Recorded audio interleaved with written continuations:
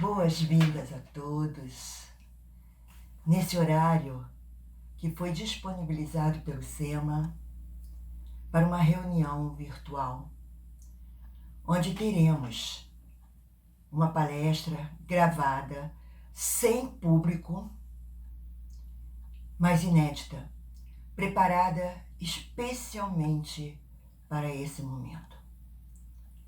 E é muito bom nós estarmos juntos, de coração e pensamentos unidos ao do Divino Mestre.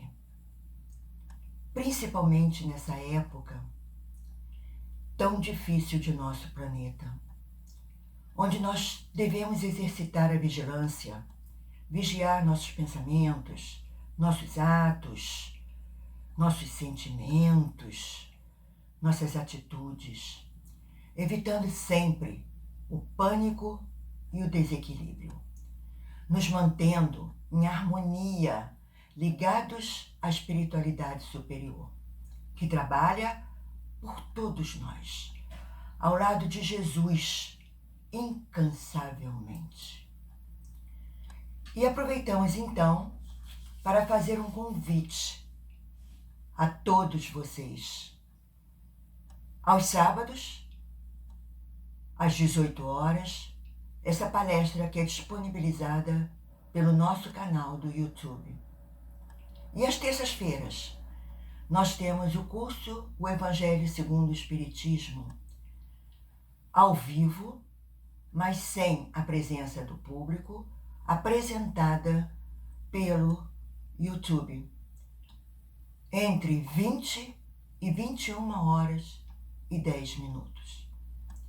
E às quintas-feiras também uma palestra, ao vivo, sem a presença do público e apresentada pelo YouTube, de 20 às 21 horas.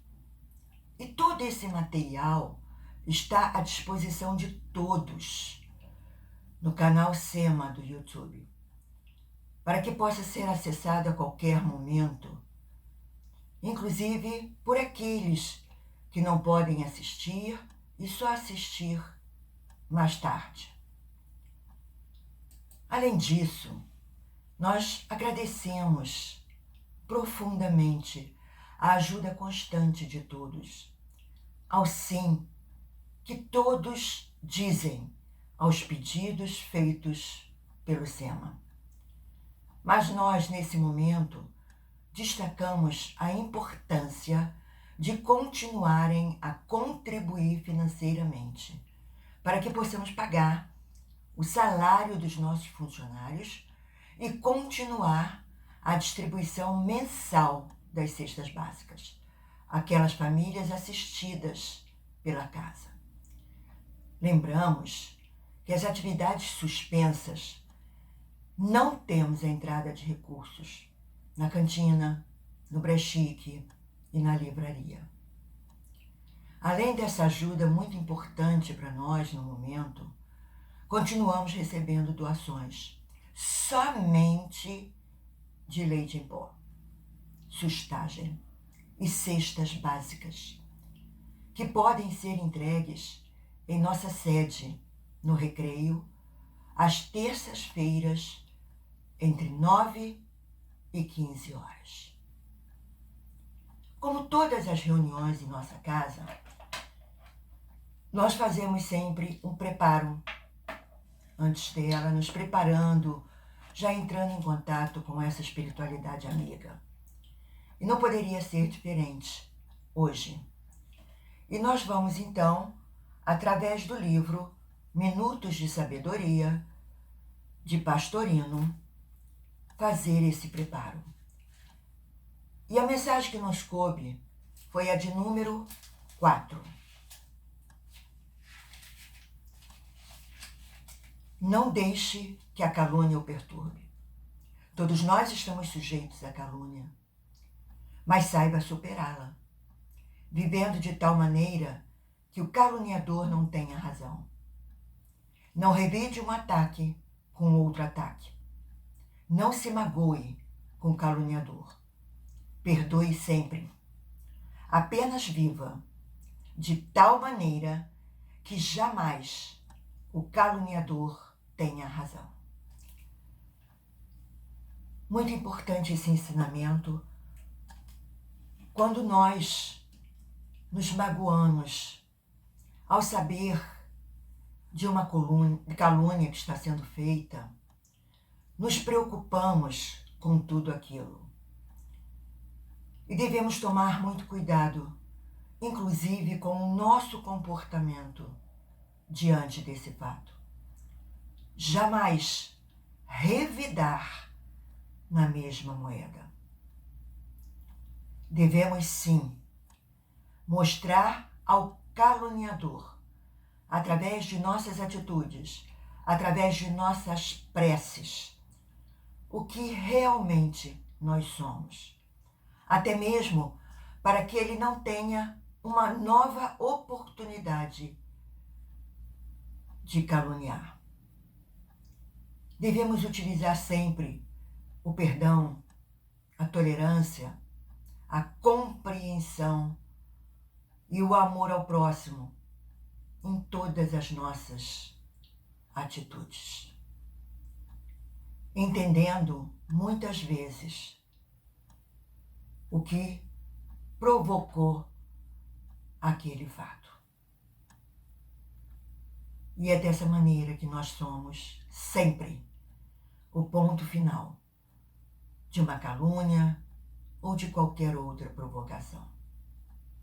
E que possamos, então, entender a necessidade de saber agir diante de tudo aquilo que nos acontece.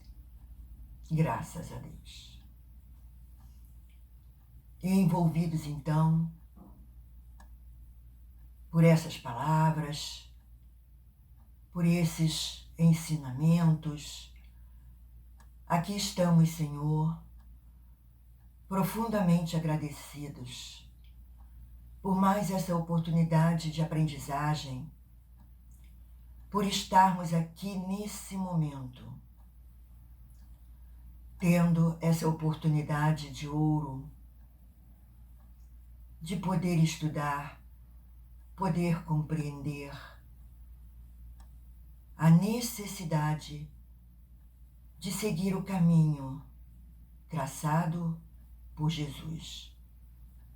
Pedimos que toda essa equipe fique ao nosso lado durante toda essa reunião, ajudando a cada um de nós, consolando se necessário,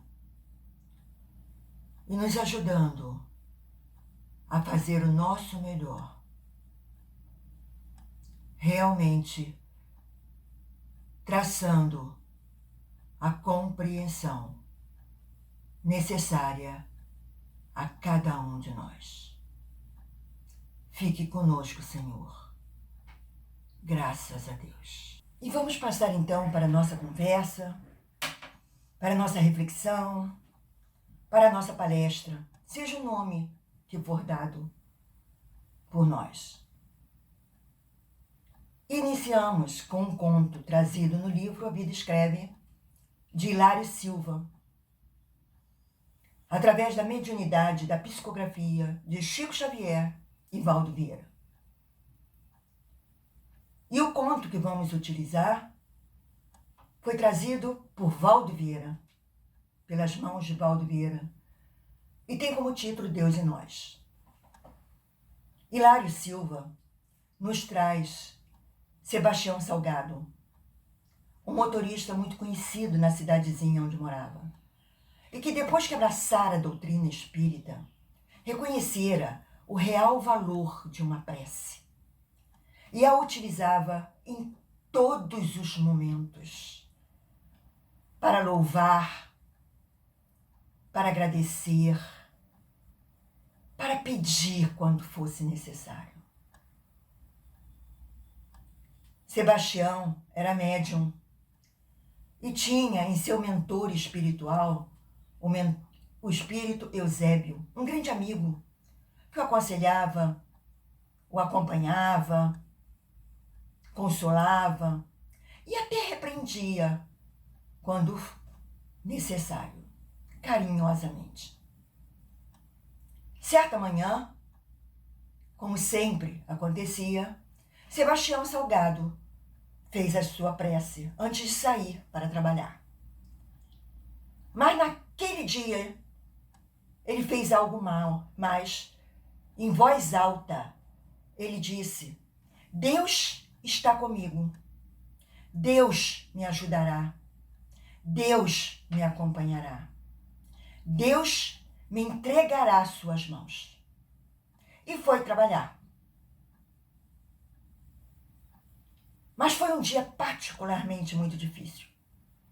Começando com uma discussão entre eles e seus companheiros de trabalho, por um motivo tolo, onde ele perdera a calma. Pegando o carro logo a seguir, ele colocou velocidade excessiva nele. Foi multado e se desentendeu com o agente de trânsito que o interpelou. Acontecimentos em cadeia. Ao fim do dia, como sempre fazia, seguindo os conselhos de Santo Agostinho, Sebastião Salgado fez a sua prece antes de dormir, avaliando todo o seu dia, refletindo sobre cada ação sua diante dos acontecimentos. O que ele deveria ter feito e não fez. O que ele fez, mas não deveria ter feito. E o que de bom fizera. E Sebastião ficou muito envergonhado diante de sua reação perante os acontecimentos.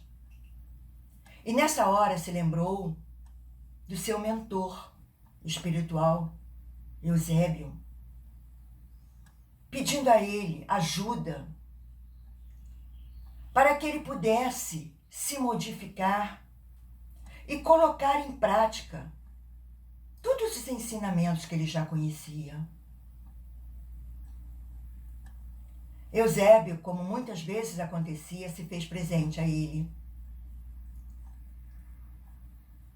E nessa hora, disse-lhe: você fez tudo certo antes de sair de casa, sem dúvida nenhuma. Fez a sua prece, pedindo ajuda.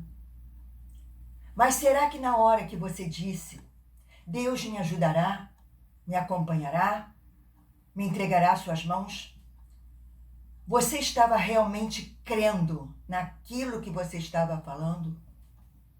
E você entregou suas mãos a Deus? Nessa hora, mais envergonhado ainda, Sebastião ficou.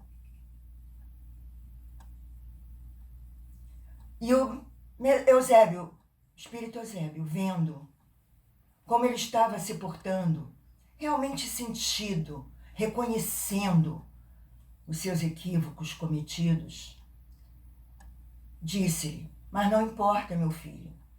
Amanhã será um novo dia, uma nova aprendizagem, nova oportunidade de exercitar essa aprendizagem. Um conto pequeno, mas que nos traz grandes ensinamentos. Começando com a prece. Como será que nós fazemos nossa prece? Será que nós abrimos nosso coração, nossa mente? Acreditamos realmente que conseguiremos aquilo que estamos pedindo? Colocando-nos nas mãos daquele a quem endereçamos nossa prece, entregando-nos a eles e compreendendo a resposta que chega até nós, mesmo não sendo aquela que gostaríamos que fosse. E esse trechinho final, quando Eusébio diz a Sebastião: amanhã será outro dia. Podemos dizer com certeza, amanhã não. Agora, nesse momento, inicia-se uma nova etapa. novas aprendizagens e novas oportunidades de colocarmos essas aprendizagens em ação. É o perguntar: Senhor, o que queres que eu faça? E fazer. Esse momento que nós estamos passando é o despertar da consciência, colocando-se em prática tudo aquilo que nós aprendemos, alimentando a alegria, a fé, a certeza de que Deus é nosso Pai e que nos ama profundamente. E para que possamos compreender todo esse mecanismo que acontece no nosso dia a dia, lembremos de um fato acontecido no dia 18 de abril de 1857, que se tornou um marco decisivo para entendermos quem somos, o que estamos fazendo aqui, por quê, para que estamos passando por tudo isso, para onde vamos. O lançamento de O Livro dos Espíritos. Esse livro é repositório dos ensinos ditados, trazendo fundamentos de uma filosofia racional, isenta de quaisquer preconceitos. O que nele está escrito é a expressão dos pensamentos desses espíritos, assim como a análise e a correção do que foi escrito. Apenas a ordem, a distribuição das matérias, das perguntas, dos capítulos, algumas notas que aparecem depois de algumas perguntas, a forma de redação, constituem obra de Allan Kardec. Nascido Hippolyte Léon Denisard Rivail, que usou o nome Allan Kardec para escrever a obra da doutrina espírita, os livros, para colocar nesses livros tudo aquilo que foi trazido pelos espíritos superiores. Allan Kardec cumpriu com louvor a missão que assumira antes de encarnar. E esse livro, então, está dividido em 4 partes, didaticamente, por Allan Kardec. A primeira parte, as causas primárias, que deu origem ao livro A Gênese. A segunda nos fala do mundo espiritual, do mundo dos espíritos, encarnados e desencarnados, e a relação que existe entre esses dois mundos, que deu origem ao livro dos médiuns, importantíssimo para se conhecer a mediunidade, é a base da mediunidade, e que deve ser estudado por todos, não somente por aqueles que são médiuns ostensivos, porque é nele que nós aprendemos que somos todos médiuns. Passamos a compreender todos os fenômenos encarados por nós como extraordinários, fantásticos, até sobrenaturais, que são fenômenos normais. E a ciência muito nos auxilia nisso, que deu origem ao Livro dos Médiuns. A terceira parte, as leis morais, leis divinas que regem o mundo dos espíritos, encarnados e desencarnados, e que nos deu o livro Evangelho segundo o Espiritismo. E a quarta e última parte, das esperanças e consolações, as consequências naturais para quem obedece ou não obedece, para quem segue ou não segue as leis de Deus, e que originou o livro Céu e Inferno. Então temos uma sugestão: leiam o Livro dos Espíritos. Se já leram, leiam outra vez, e mais outra, e mais outra. Porque cada vez que nós lemos, que nós estudamos esse livro, nós descobrimos detalhes que não havíamos percebido antes. Porque nós vamos evoluindo. E com isso, nós vamos apreendendo a essência dos ensinos trazidos pelos espíritos superiores. E é dentro desse contexto que nós vamos ver hoje o capítulo 4 dessa primeira parte, Causas Primárias. Nós vamos ver juntos, conhecer sobre os seres orgânicos, seres inorgânicos, a vida e a morte, a inteligência e o instinto. Fechando essa primeira parte, depois de termos visto no capítulo 1 sobre Deus, inteligência suprema, no capítulo 2, sobre os elementos gerais do universo, o princípio inteligente e o princípio material. E no 3, a criação dos diferentes mundos, a criação dos seres humanos, a criação dos mundos interiores de cada um de nós. Nós somos espíritos e reencarnamos para ajustar nossas pendências, inclusive com o corpo físico, que muitas vezes não é aquele que gostaríamos que fosse. E para compreendermos a diferença entre os seres orgânicos e inorgânicos, precisamos participar de tudo isso que temos ao nosso redor, compreendendo o que é vida e o que é a morte.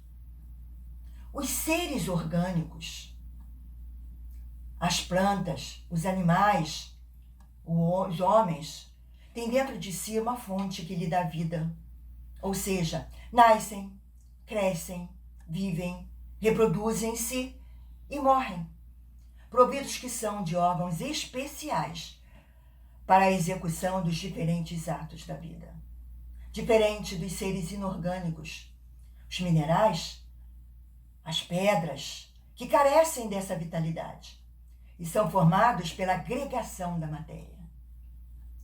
Análises químicas já nos mostraram que em todos os reinos, mineral, vegetal, animal, aparecem os mesmos elementos. O oxigênio, hidrogênio, carbono, que se combinam em proporções variadas, formando no reino mineral água doce dos rios, mas também água salgada dos mares, as variadas pedras, os diferentes tipos de solo. No reino vegetal, as flores, frutos, as diferentes árvores, cada uma com um tom de verde diferente. No reino animal, o sangue, os músculos, os ossos, a gordura. O que comprova que os seres orgânicos, a parte material, e os inorgânicos são provenientes da mesma matéria, originada no fluido cósmico ou fluido universal. O que acontece é que nos seres vivos, nós, seres humanos, essa matéria, que é o corpo físico, é animalizada ou vitalizada pela união com o fluido vital. O corpo, ou seja, a matéria, sem esse fluido, não vive, porque é ele que anima a vida existente. Ao ser absorvido, ao ser assimilado. Para entender melhor, vamos fazer uma comparação bem grosseira entre carro e um ser humano. O carro, para andar, precisa da gasolina e do motorista. O comandante desse carro, né? Porque futuramente não vai precisar mais do ser humano para dirigir o carro. Se ele tiver gasolina e não tiver esse comando, esse carro não anda. Se ele tiver o comando e não tiver a gasolina, também não anda. A necessidade dos 3 elementos: o carro, o comando e a gasolina. A mesma coisa acontece conosco. O carro é o nosso corpo físico. O motorista, nós, espíritos, comandantes, desse corpo. E a gasolina é o fluido vital. A necessidade do corpo físico, nós espíritos e o fluido vital, para que possamos agir no corpo físico, nesse mundo corporal. Precisamos compreender que o fluido vital, que é o elemento predominante na constituição orgânica, proveniente do fluido cósmico, não é vida. Mas sem ele, não há vida. E por isso ele precisa ser recarregado, como uma bateria, uma pilha. Através da respiração certa, nós agora estamos aprendendo a respirar, colocar em funcionamento nossos pulmões, o aparelho circulatório, absorvendo todos os nutrientes que estão ao nosso redor. Uma alimentação saudável, controlada, sem excessos, sem vícios físicos, a bebida, fumo, e sem vícios também emocionais, nos descontrolarmos diante de determinadas situações, através do passe, que é a transfusão de energias, pela meditação, no contato com a espiritualidade, absorvendo os bons fluidos que estão à nossa volta, através da prece, quando entramos num contato direto com essa espiritualidade. Amiga, no livro Nosso Lar, nos é trazido um exemplo concreto disso. Uma dica para uma leitura, livro muito importante, mas que deve ser lido depois da leitura do livro dos Espíritos, que nos conta que André Luiz, depois que perdeu seu corpo físico, foi recolhido e sofreu muito porque ele era muito materialista e não conseguia entender nada do que estava vendo lá. Muito sofrimento. Até a hora em que ele mesmo pede socorro. O socorro vindo de dentro. Então, ele recebe o amparo imediato, recolhido até a colônia Nosso Lar, que dá o nome a esse livro. Lá, ele passa por uma aprendizagem, compreendendo que a humildade, perdão, tolerância, compreensão, amor ao próximo. E pede desde o início que ele pudesse retornar para ver a sua família terrena. E ele recebe isso, encara como um prêmio, sem saber que só aconteceu quando ele estava preparado para aquele momento. Ele chega na casa, que é a mesma, e se surpreende tudo mudado. Paredes diferentes, móveis diferentes. E mais ainda quando ele vê a Zélia saindo do quarto, chorando muito, porque seu marido estava muito doente e correndo um risco de morrer. E ele sente um ciúme muito grande, se desarmoniza completamente, mas ele tem dentro de si toda a aprendizagem e se lembra do socorro da prece. Pede ajuda a Narcisa, que era enfermeira lá na colônia Nosso Lar. E ela vem se inteirando de todo acontecimento. Narcisa e André Luiz vão para o quarto onde está Ernesto, entrando em prece, pedindo ajuda aos amigos espirituais naquele momento. E Narcisa aplica um passe em Ernesto. Ficam durante toda a noite lá com ele. E ao amanhecer, todos se surpreendem como Ernesto se encontra. a vida.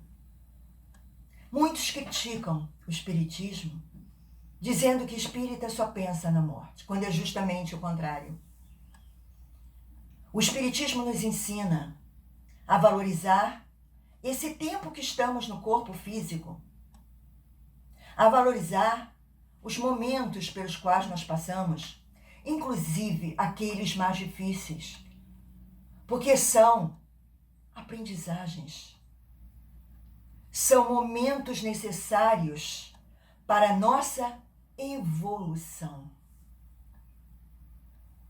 Precisamos, sim, pensar nesse tempo que estamos aqui no mundo terreno, cuidar de nossas atitudes, mas sem perder a noção do outro lado da moeda, que é a morte. A educação para a morte não é nenhuma preparação religiosa para a conquista do céu, mesmo porque o céu está dentro de nós. Quantos não se encontram no céu agora, mesmo diante das dificuldades, em paz, exercitando a fé, a alegria? A educação para a morte é, sim, um processo para nos reajustarmos à realidade, como ela se nos apresenta. No túmulo de Allan Kardec, é uma frase muito repetida entre nós: nascer, morrer, renascer ainda e progredir sempre. Tal é a lei. E aí nós vimos que a atividade do fluido vital determina o fenômeno da vida. A sua cessação causa aquilo que chamamos de morte. Morte do corpo físico. Com o tempo, nós vamos ficando desvitalizados pelo gasto natural dos nossos órgãos físicos. E chega um momento em que nem mesmo o remédio faz efeito. O que causa a morte do corpo físico é o esgotamento desses órgãos e não a saída do espírito desse corpo que lhe serviu de moradia durante muito tempo. É como se fosse uma máquina, um aparelho eletrônico que para de funcionar. O desgaste da máquina corpo humano faz com que os órgãos parem de funcionar. Perdem a capacidade de assimilar e absorver o fluido vital. Entram em desarranjo e a morte acontece. Nesta hora, não resta outra alternativa, senão trocar de roupa, trocar de uniforme e esperar o dia de retornar à escola planetária, que é aqui, no corpo físico, nesse ou em outro mundo. Existem aqueles que antecipam a morte, às vezes por um acidente, ou então um suicídio indireto, através dos vícios físicos, daqueles vícios emocionais, de não se controlar diante dos acontecimentos, ou pelo suicídio direto, quando tira a sua vida deliberadamente.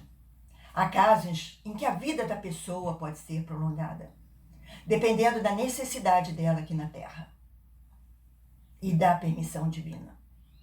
E graças ao avanço da ciência médica, transplantes, todo o trabalho que está acontecendo no momento com o coronavírus. Mas será que mesmo sabendo disso, nós não temos mais medo da morte?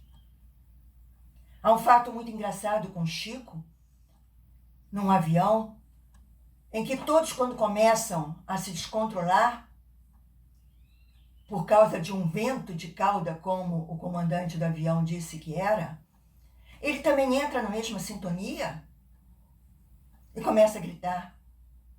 Até que seu mentor espiritual lhe diz para calar a boca e mostrar a certeza na imortalidade da alma, dar testemunho da sua fé. E Chico, então, continua a gritar desarmonizado que se encontrava junto com todos. E ele diz: eu só queria saber como a gente pode morrer com educação, porque é esse o conselho, para que não afligisse a cabeça dos outros com seus gritos. além de todo entendimento da criação divina, nós precisamos estar focados em nosso objetivo. Espíritos encarnados que somos. Todos queremos ser felizes, mesmo aqueles que estão agindo de maneira errada, dizendo-se felizes com o que fazem, colocando uma capa. Esse é o objetivo de todos nós. Nós temos a bênção da reencarnação, a bênção de poder aprender, reaprender, corrigir equívocos cometidos, mas o fazer ou não fazer é consequência de nossos atos. É responsabilidade nossa. Do uso do nosso livre-arbítrio e de nossas conquistas intelectuais e morais, através da inteligência. A inteligência é atributo essencial do espírito, que se manifesta por meio de órgãos materiais. Sendo a inteligência atributo essencial do espírito, aquilo que nos parece inteligência, em algumas espécies de animais, nada mais é do que uma inteligência instintiva, muito aquém da inteligência humana, já que os animais possuem instinto em sua totalidade. No homem, esse instinto acontece somente no início da sua existência, os primeiros movimentos. Saindo dessa fase, alguns atos continuam instintivos, movimentos que nós fazemos para evitar um risco. Por exemplo, se alguém jogar uma pedra, nós tentamos desviar. Porque muitas vezes nós agimos de maneira instintiva e até atendendo ao instinto de conservação. Mas se só agíssemos pelo instinto, não evoluiríamos. Seríamos como uma criança que não aprende nunca a andar. Lembremos que a inteligência é atributo do espírito. E é através dela que nós progredimos intelectual e moralmente. E muitas vezes o instinto e a inteligência acontecem no mesmo ato. No caminhar, colocamos um pé na frente do outro maquinalmente. Mas se apressarmos o passo, se pularmos um obstáculo, já estamos colocando a inteligência. A impulsão involuntária é o ato instintivo. A calculada direção é o ato inteligente. Ao ato instintivo, falta o caráter do ato inteligente, revelado pela reflexão, premeditação e combinação de acordo com as circunstâncias. E ao adquirir conhecimento, experiência, nós vamos nos despojando da animalidade do início da nossa existência em outras encarnações, onde há o predomínio do instinto, para que a inteligência desponte, dominando a matéria. É através da inteligência, do raciocínio, que vamos conquistando a liberdade de agir. No livro No Mundo Maior, seguindo a série de André Luiz, é o 5º livro dos 16 trazidos pelo espírito André Luiz. O instrutor Calderaro transmite a André Luiz alguns ensinamentos sobre o que ele chama de molde mental, descrevendo o cérebro como um castelo de 3 andares, representando as 3 regiões distintas do cérebro. No primeiro andar, residência dos nossos impulsos automáticos, dos nossos instintos. No segundo, a casa das nossas conquistas atuais, usando a razão, a inteligência, consolidando nossas conquistas morais. E o terceiro andar, a casa das noções superiores que está à nossa espera. É como se tivéssemos dentro de nós o passado, o presente e o futuro. Cabe a nós, portanto, cuidar do nosso corpo físico e de nossa morada psíquica desde agora, desde esse momento, com os ideais nobres e elevados que Jesus nos trouxe, visto ser Ele o caminho, a verdade, a vida. A doutrina espírita nos ensina o que fazer, por que fazer, para que fazer. Mas nós é que somos responsáveis pelo fazer, pelo escolher o caminho certo. E nós já estamos aqui compreendendo quem somos e por que estamos aqui. Somos definidores do nosso amanhã. O importante é hoje, agora. O passado já é memória e o futuro é perspectiva. O mundo não vai parar por nossa reforma e nem por ela. Precisamos sentir Deus dentro de nós para que possamos seguir o caminho que leva a Ele. Precisamos fazer a nossa parte. E lembrar de Emmanuel no livro Roteiro, através de Chico Xavier, da sensação à irritabilidade, da irritabilidade ao instinto, do instinto à inteligência, da inteligência ao discernimento. Séculos e séculos se passaram, correram incessantes, sendo a evolução fruto do tempo infinito. Que possamos nesse momento, então, agradecer muito essa oportunidade de aqui estarmos, a oportunidade de aprender, de compreender, de estarmos juntos a Jesus, sempre alimentando a alegria, na certeza de que não estamos sozinhos. Temos ao nosso lado companheiros, amigos queridos, cuidando de cada um de nós. E que possamos, então, distribuir todo esse conhecimento para todos que estão ao nosso redor, ajudando a cada um com uma palavra amiga, com um ouvido acolhedor, mostrando o quão amados nós somos. Graças a Deus.